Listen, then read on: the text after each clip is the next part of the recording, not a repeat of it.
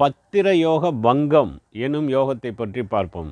அதாவது புதன் எனும் கிரகம் கல்விக்கும் அறிவுக்குமான கிரகம். இந்த புதன் கிரகம் தருவது பத்திர யோக பங்கம் எனும் யோகம்.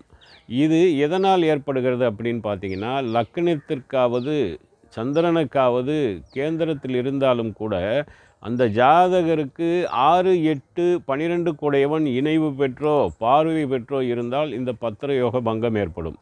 இதனுடைய பலன் என்னன்னு கேட்டிங்கன்னா, இவருக்கு கல்வி சரியாக வராது. அதாவது படிப்பிலே ரொம்ப மோசமான நிலை இருப்பார். மண்டையில் கல்வி ஏறாது, படிப்பு ஏறாதுங்கிற மாதிரியான ஒரு சூழ்நிலை.